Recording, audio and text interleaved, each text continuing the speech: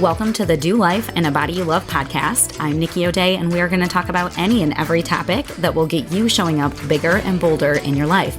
Weight loss, relationships, mindset, it's all on the table. It may not come out real PC, but if you're sick of motivational rah-rah talks that don't lead to any real change in your life, then you're in the right place. Let's jump into today's episode. Welcome to the Do Life in a Body You Love podcast. Ladies, I have another amazing guest for you. 2 weeks in a row, we let dudes on the podcast, but I promise this is going to be just as awesome as last week because I have this most magnificent human here with me named Jared.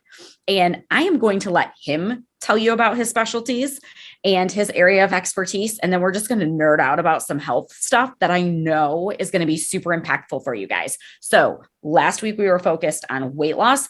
This week, we're going to take a little bit of a different twist with things.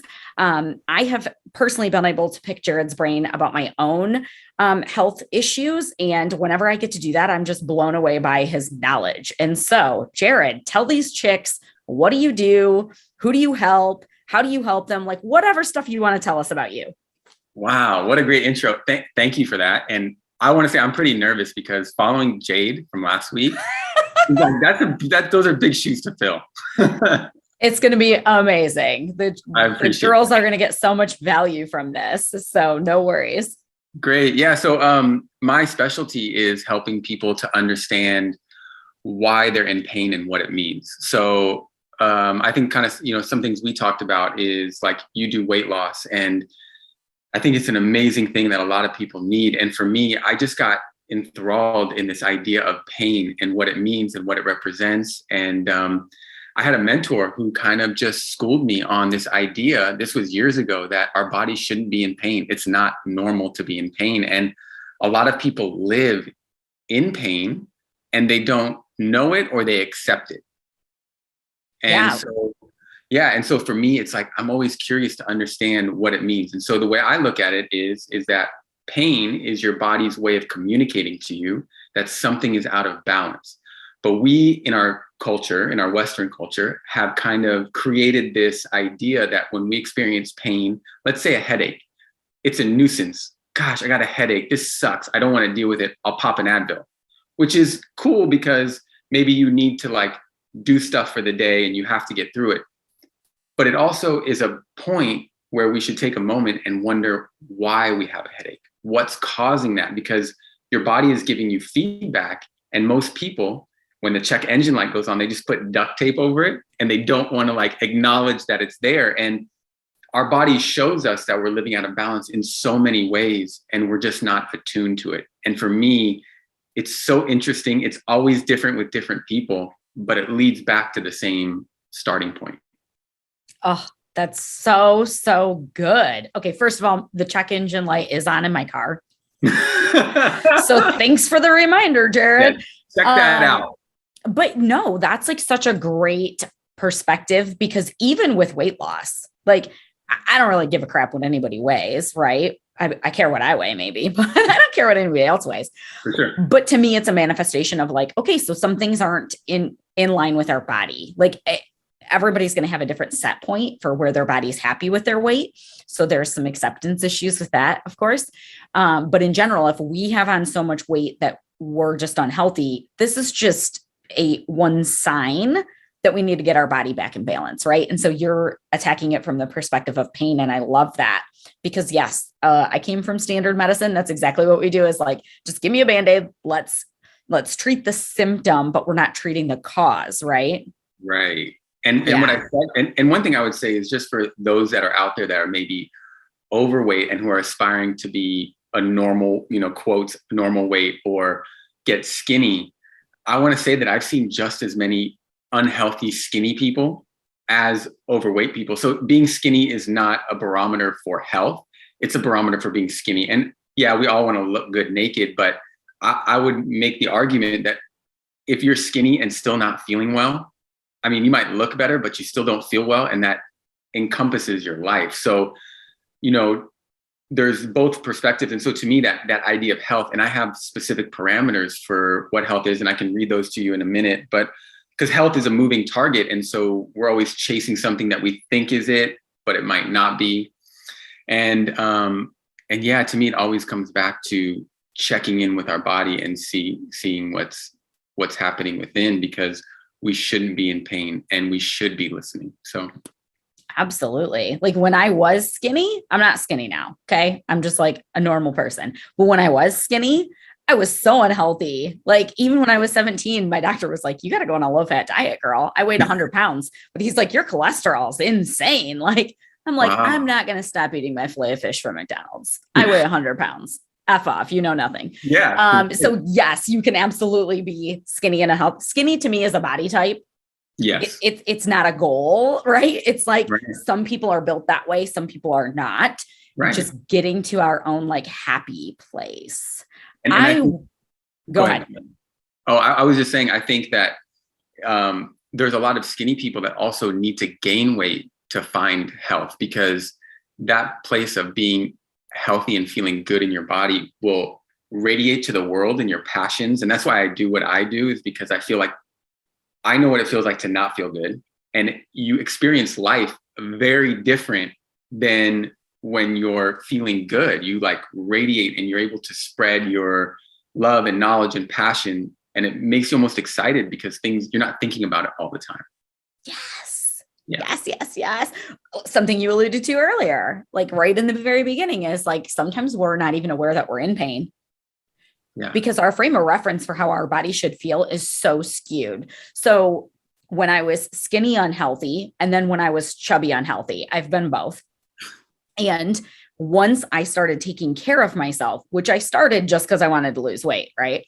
But then I started feeling better because I did it in a healthy way. I was like, this is what my body's supposed to feel like. I felt like crap and I didn't know, because I felt that way my entire life. And I think pain gets to be the same way. Yeah. Or, being fatigued gets to be, you're just doing life and you think this is how everybody else feels, and it's not.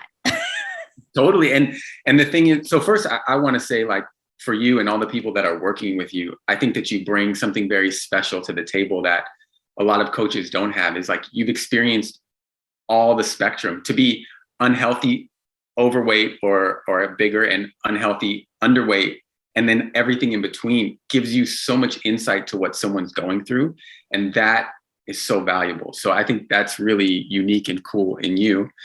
And for me, health is a lot like, I wish somebody would do something like, let's say, we're just going to take an example, like eat a cake, even though cake is not the worst thing in the world. But like, let's say they binge on a cake, they gain 20 pounds. They're probably going to be like, damn, I shouldn't eat cake.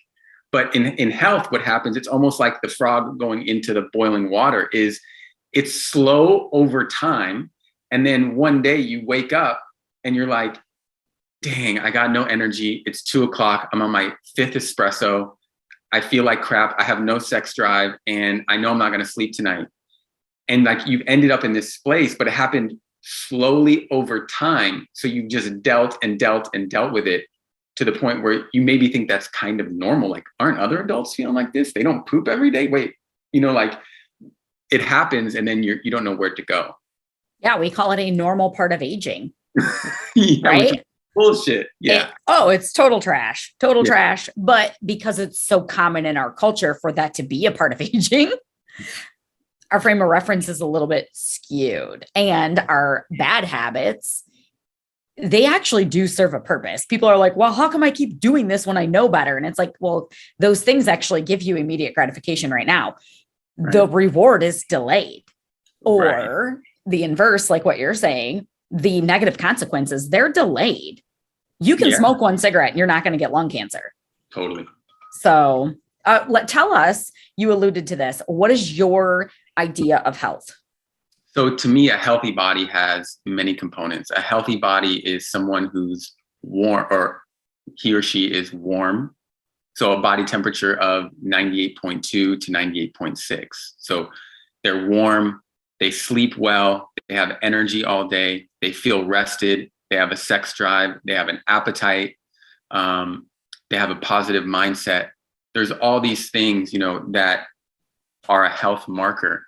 And when I have people go through that checklist, there's usually a big number that are off that they don't think of because they're looking at health by the scale or health by can they fit in those jeans that are a size 4 instead of a size 8. And that's just one part. And then that leads to this idea of I'm going to train more, eat less, which then puts them further down the unhealthy hole.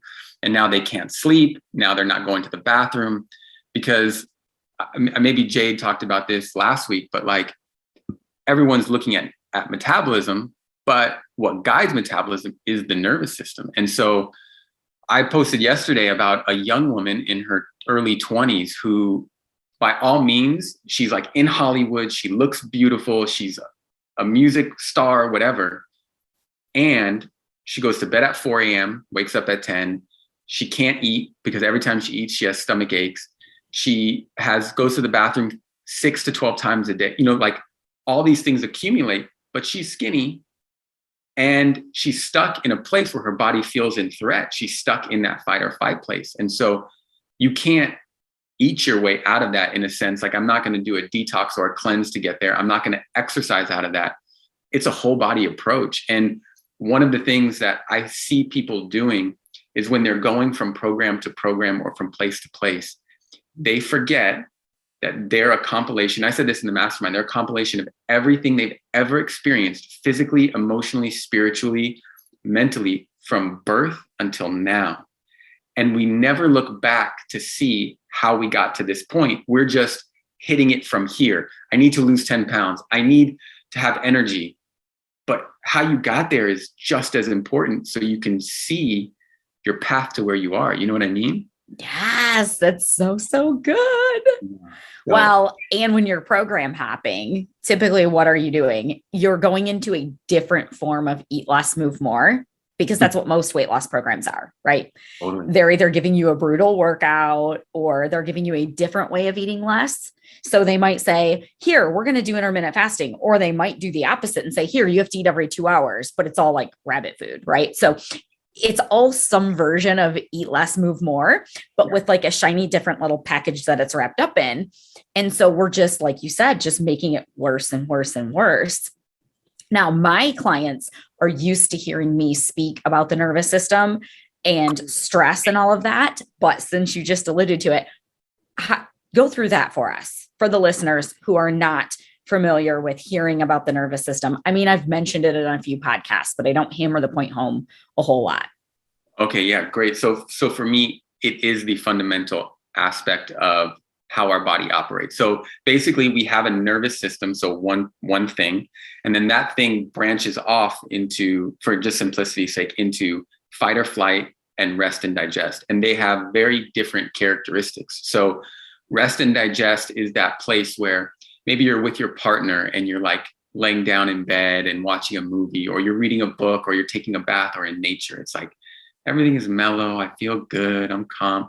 And then fight or flight is like an adrenaline. You are about to get in a fight. A cop pulls you over. You drank too much coffee. You feel this like anxious energy that is stimulated by adrenaline. And so we're either in one or the other. And our basic set point is supposed to be that we're in rest and digest 95%, 99% of the time. And fight or flight is a survival mechanism that was put in place, let's say when we were tribes or our hunter-gatherers, where either a tribe invaded us or a wild animal came into our camp. You'd have to alert all the things in your body, amp up quick, get up a tree, hide, and wait for that system to calm down. The problem is that now we're like in 98% fight or flight and 2% rest and digest. And when that happens, our body goes through a sequence of things. So rest and digest, just really basic, like our body's able to digest, blood is kind of flowing everywhere. We're calm, our heart rate is normal. Our eyes are not dilated. They're looking broad in the horizon. We're nose breathing, everything is calm. When we're in fight or flight, it switches. We mouth breathe. It's like a frantic kind of feeling. The blood diverts from our organs to our extremities so we can run, or we can fight, or we can freeze. And freezing is where a lot of people are stuck, right? And so what I tell my clients all the time, and just if you can think about this, wherever you are, the listener, if wherever you're at, in your car, in your house, imagine a lion came into your room, into your space. Your body would immediately go into that fight or flight state, and everything shuts down to keep you alive in this moment. Because if you don't live now, it doesn't care about your long-term health, because you are not going to make it there, So when you're in that moment and the bear or the lion is there, you're not going to want to go to the bathroom. You're not going to digest food. You're not going to want to have sex. All these things shut down because they're peripheries. They're things that are not meant to keep you alive. So when we're walking around in fight or flight, maybe you're sitting on your couch, but you're frantic thinking about your relationship, your work, your money, your kids, a fight you just had. You have a bear in the room, but there's no one there. And if we don't have tools to nullify those things, we're trying to be healthy and diet or lose weight or feel good and digest food, stuck in a state where it can't happen. So that's my long-winded speech. I hope that makes sense and is clear. No, you described it perfectly. And the problem with this, I hope you listeners picked up on this piece, is that the bear is all of the things that you're doing life with all the time. So These used to be ancestrally, these were situational things, and there was a resolve to them. And I would even tie in the fact that there would have been a physical component to it typically. But now there's no physical outlet and there's no stopping point, because we're just mulling things over in our brains. Right? And like, what's the old quote? I don't remember, but something like, it was Walt Whitman or some like fancy old guy that said really smart things. Who was like, I'm an old man and I've worried about a great many things in my life, but most of them never happened. Or it's something. Oh, that's good. I butchered the crap out of that. Listeners, Google it. It's better than what I just said. But I like your version. Yeah, it was something like that. You like that I said I'm an old man? I'm an old man and I've had a lot of troubles. So anyways, you don't get rid of this. So you need tools. So often what I hear is, well, when this situation resolves, I'm going to take my health serious. So the situation may be, well, once my kids are out of diapers and I have more time, or I'm busy taking care of my aging mom. So when that's done, or when this situation at work calms down, guess what, boo, life's coming. Every single season has its own struggles, and you have to learn how to help your body handle that stress now. Correct. The stress doesn't go away.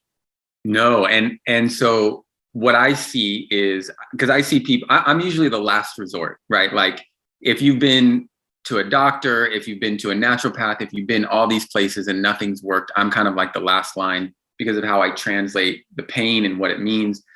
And so I see people that are like looking at everything except for this aspect that is so important, because if they're not focused on this, if they're not handling these things throughout their day, they're going to continue to just hammer them. And no matter what program they're on, they can't get out of this position. And I have friends who are naturopaths, and I have friends who are naturopathic doctors and even functional medicine doctors. And basically what I see is that they're doing the same thing as Western medicine, but with a healthy modality. So you go to a doctor, and a doctor, you come in with a condition and a doctor gives you a pill. And then you go into a naturopath or into a functional medicine practitioner, and they're giving you loads of supplements. So they're trading natural supplements for pills, for pharmaceuticals, but it's not addressing the thing. And people need to really focus on those things. So have you talked about or did Jay talk about what stress is? Go for it. Okay. So stress, this is how I view it. So stress is the demands being placed on the organism or on the body are greater than what the body can handle. So for me, it could be moving. Maybe I hate moving. It's a stress. It adds so much. I don't want to think about but for you, moving is like, I got it. I know I got the routine. I know how to do it. It's not a stress. Everyone's perceived stress is different, and everyone's ability to handle things is different.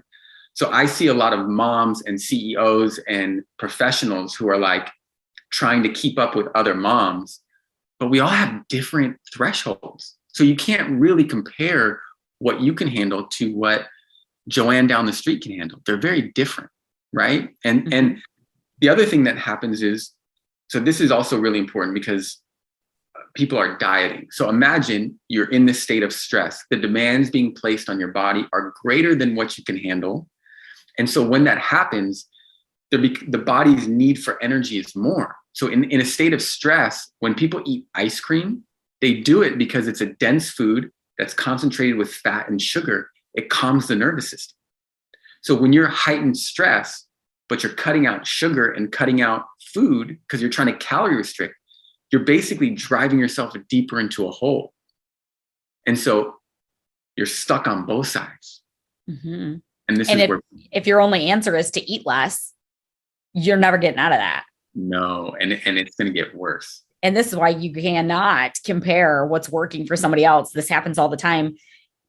Women will come into my program and they're like, well, I'm doing keto and I'm doing intermittent fasting and I'm doing CrossFit and I'm gaining weight. And I'm like, okay, because you're seeing a 25-year-old who doesn't have any other life stressors and they're metabolically different than you and they can handle that.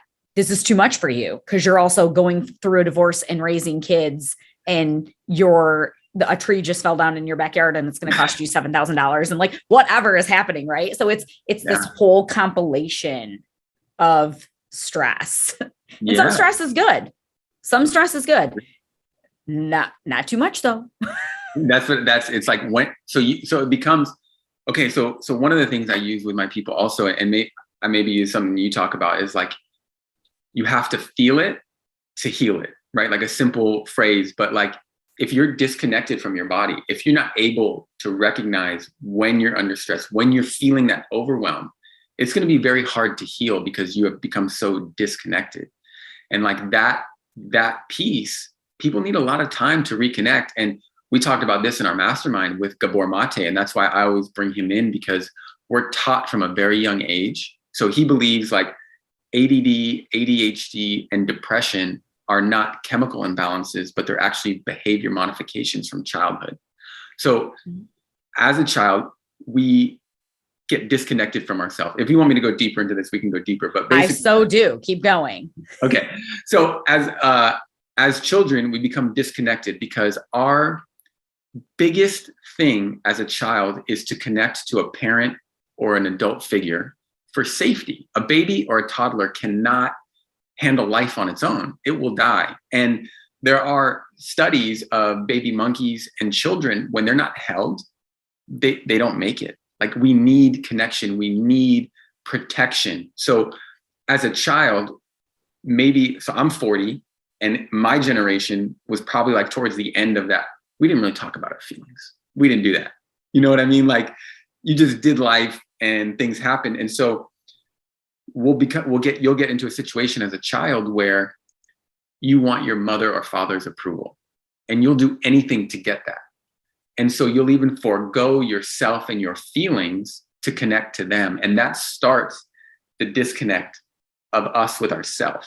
And so a lot of what I teach is how to get back into that connection, because if you can reconnect, if you can start to feel, which is not always the easiest work because we've all had traumas, then you can start to feel, then you can start to heal, you know, and that's a big place. And so it's a rough road working with Jared, but you need to do it to get through the other side, but you're going to have to feel some stuff. You got to feel it. I mean, because otherwise you're just spinning in circles and you're going to keep going through that. It's like I think there's a saying that's like, hard choices, easy life, easy choices, hard life. Mm-hmm. And this goes. And what do we know? Like, we have these catchphrases or we have these things that come up, but it's like, we know that you will keep repeating the same patterns in your life until you decide like, okay, I'm here for it. And one of the things that I teach, and what I teach when I'm coaching for nutrition, my nutrition stuff, is really, for me, nutrition is a baseline for our body to feel balanced and to be stable, so that we can start to work on that deeper stuff.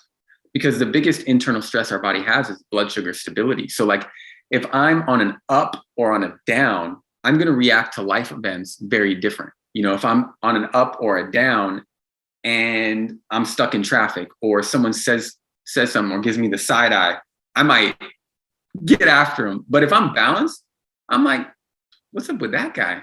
Okay, shoot, I'm in traffic, nothing I can do. I'm just going to be here, maybe do my breath work, maybe think something. I'm going to respond differently. So I want to maintain this blood sugar stability, staying balanced. And unfortunately, a lot of my clients are either people who come from a very plant-based vegan background, or the other extreme, keto, intermittent fasting, low carb CrossFit. They're the worst. And nobody's in the middle. Nobody's just like, yeah, sometimes I eat sweet potatoes. It's either like carbs are evil, or I hate animals and I only live on carbohydrates. No, totally. It's crazy. And so, like I'm working with these people. And one of the things I use body temperature and pulse as a guide. And so I have clients who come to me with thousands and thousands of dollars of lab work.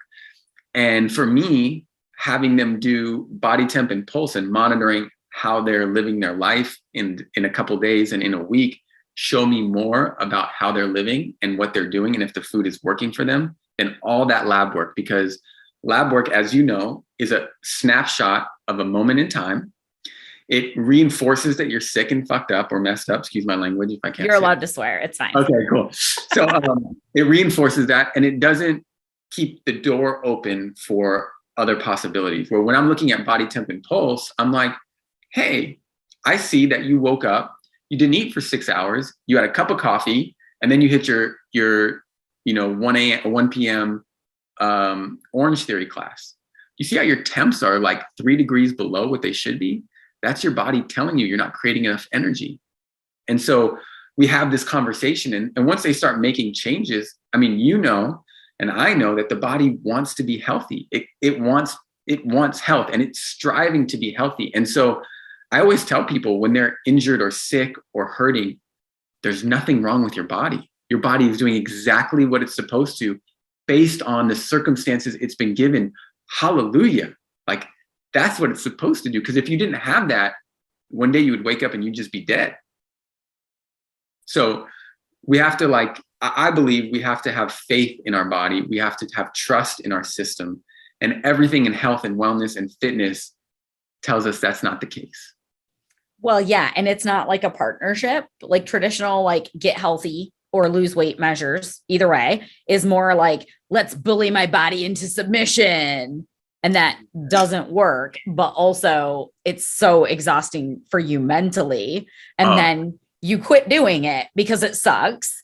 And then you're like, I'm a bad person. Why can't I do this? So now you have the whole head game thing going on because you failed a method that was never going to work for you in the first place. Like you didn't fail. These methods suck.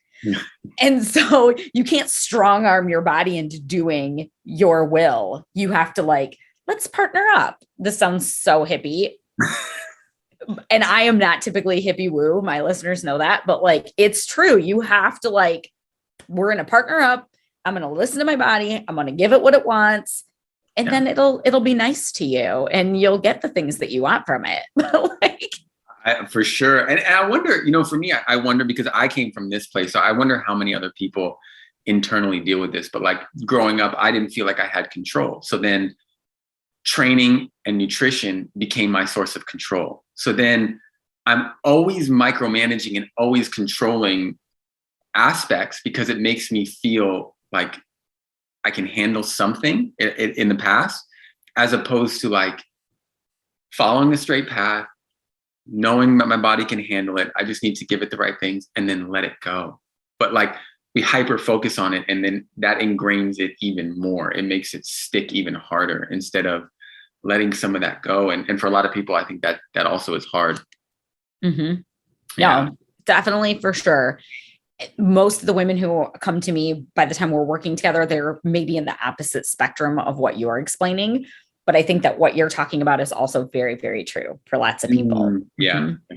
Yeah. And one of the things, so here's when I have someone who works with me, one of the things I try to do is to get them on board with the mindset that it's going to take time, and that a good guideline, if you're someone who's dealing with kind of an illness or an injury or something, you can kind of just assume that it's going to be a month for every year you've been sick.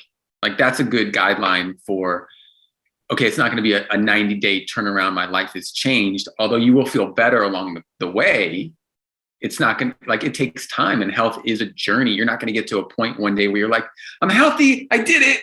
I'm never going to deal with anything else. It's every day is different. One day you have more stress. One day you don't. One day your kid is going off to college. One day you have a fight with your husband. One day work is stressful. It's like you're constantly monitoring, and people, that's why I don't do meal plans. I give guidelines and I give things that work, because I want you to be the leader and have connection. If you're just following my meal plan, well, then you're just following a program I said that doesn't account for the biggest part of the program, which is you. You know what I mean? And I always tell people, it's like when I'm planting a seed, okay, so I go out to my field, I dig a hole, I put the seed in, I put some soil on top, and every day I come and I water and I give it sunlight and the oxygen comes. For months or maybe a month, I don't see anything, but magic is happening underneath. And then one day I'll see that sprout. But all that time that I don't see something and magic is happening, I'm not digging and looking at the seed saying like, okay, are you growing yet? I'm just letting it kind of happen, you know? Mm-hmm. Well, and that's what's so great about working with a coach and somebody like you who has a lot of experience in this, is that you can trust the process before you see the results. A lot of times, like, I'm not going to do something all in if I'm not real confident that it's going to work, right? Like if I'm just making things up and being like, well, this worked for this guy on Instagram, so I'm going to give it a shot, but you're not going to see results for a while, you're going to quit because you don't see the results because your belief isn't there. So partnering with people who have the experience and you trust them and you can say, okay, fine. This isn't certainly not going to hurt me, the things that you're asking me to do. And so I'm just going to lean in and trust the process and borrow your belief and go with the flow, because you're not going to see all those results right away. Right. I love that. Borrow the belief. I love that. That's great. Yeah. Like having an outline, having the experience, having whatever it is that you can get when you're working with others. It's true. And I think that's one of the things that, for sure we do as coaches is like, I know that like I've been in this situation. Like I'm working with a woman right now who's got really heavy histamine intolerances. And so she, that's right. Okay. Mast cell dysfunction over here. Hello. That's right. So she's kind of going through this situation, and previous to connecting with me, her whole thing was like, okay, I know the foods that cause histamine reactions, so I'm just not going to eat those. And I'm just going to do like, so what she did was she started to like paint herself in this box where their box got smaller and smaller. And then she couldn't go out with her friends, which created more stress and more dysfunction. And even doing that, you know, like, okay, you don't eat the foods that cause histamine reactions. So it's all good and dandy, but it doesn't fix the problem. It just kind of is the Band-Aid. And so I showed her how the way she was living was causing what was going on for her. And then showed her that it's about minerals and enzymes. And we went through the whole process, and now she doesn't have histamine intolerances anymore. And it was like this cool process. And in the beginning, every time I just had to keep her going straight, because in the beginning she couldn't feel it. She couldn't see it. And then after a couple weeks, 6 weeks, it came through, and she's like, wow. And that's what we do, is we hold people steady because they're looking at that Instagram follower, or Instagram influencer. They're watching that movie. They watched that video. They read that article. It's like, just keep going here, because there's so much information. People get confused and paralyzed. Oh, information overload for sure. And it happens all the time where my clients will be like, okay, well, I just listened to this documentary, or listen to this podcast and see what you think of this. And I'm like, I love you, and I'm literally not going to listen to it because I've already studied this snot out of this content, and I can't possibly listen to all the things that you guys send me. So here's what we're going to do. We're together for 12 weeks. Trust me. And by the time we get done, they're like, okay, this is great. Right. But in the beginning, it's like, I don't know. Or I have people who will reach out to me and be like, I don't feel like I'm doing enough. And I'm like, what does that mean? Well, I feel like I really like the food that I'm eating, and I'm not like working out very hard. And I just feel like by now I should be doing more. And I'm like, well, are you getting the results that you want to see? Yeah. Do you like what you're eating? Yeah. Do you like how we have your day structured? Yeah. Well, you want it to be hard, and they say no before we start, but we all, and I'm not even talking trash because I'm the same way. We all have this idea that it's got to be all or nothing. It's got to be no pain, no gain. if we're going to get a big transformation, we got to be doing some big, crazy things, right? We don't believe that it can possibly just be this like nice healing path, but that's the only way to get results that last, right? Is like, so where do you think that like started from? I try to go back and think sometimes, like, was that like Arnold Schwarzenegger, no pain, no gain? Was that Jane Fonda? Like, where did this come? Because now you have commercials where it's like Under Armour or Nike or Gatorade, where it's like, you got to be, the guy's up at 5 a.m. spinning on his spin bike, the girl's sweating doing her workout. You got to work out when no one's working out. When you're sitting on the couch, someone else is working harder than you. It's like, yeah, fuck off. I don't want to. Yeah, grit. And I naturally actually gravitate to that because I have a very masculine energy, as we've discussed. Right. And I like doing wild things. Like I love like a Spartan race. Like I'm not even a runner. And it's like, well, let's just try to run a marathon and see what happens. See if my body breaks. Like that I gravitate to that. It's not an effective means of healing your body. That's for sure. Oh no. And that's what's interesting to me also is like, because I'm in LA and because I have the luxury of working with celebrities and fitness models and competitors and bikini, like all that stuff, the people who are the worst, like physically, because I touch people and I do body work on people who have a lot of things going on. It's like the people who are in the most pain are the ones that are striving for the body, who have the bodies that other people want. So like the bikini model, I had a guy on the cover of Men's Health years ago who was crazy ripped. Like every guy would want to be like him and every girl would want to be with him. And that guy had so much pain all over his body. I was like, I would rather be a little chubby guy than deal with what you got, because he couldn't run, he couldn't walk, he had hip pain, butt pain, shoulder pain, but he looked really good. You know what I mean? And like, I just see it all the time. So I wonder where these things came from, how they became the norm. Yeah, the grit thing, I don't know. I think that's a cultural thing, and like you have to work hard. It's the same thing in business, right? You have to be working from sun up to sundown if you're going to make it, which isn't true.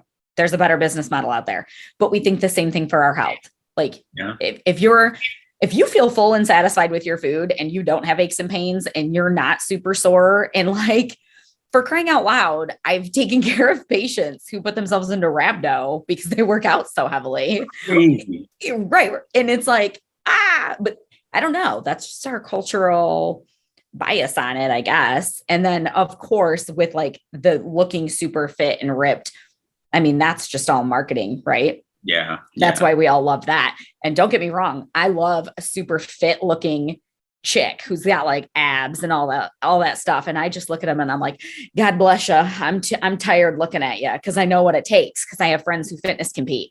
Yeah. And I'm like, I would like to one day just see one of my abs, just one, just to know that they're in there. Like I know that they are, but I'm like, oh, it sounds really exhausting. What was your thing on the river? It was bless your heart. Yeah, I'm gonna start saying that all the time. Oh, bless your heart. Yeah, and I mean, I don't know about you, but yes, because being here and being around a lot of the different scenes, it's like I was in the raw food community where I was like working and helping in raw food restaurants. I've been in macrobiotic and vegan, and then paleo, and then raw paleo, and I've worked on some of the highest people in the paleo and low carb movement, and like they're all messed up. Like there's all pain in all of them. And I think there's also a mindset and an extreme.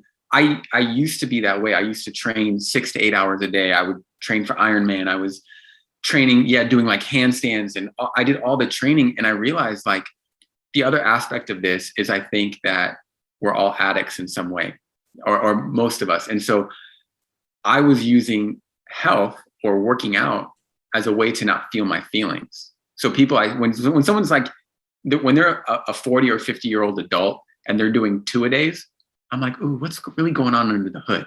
Like, what's happening?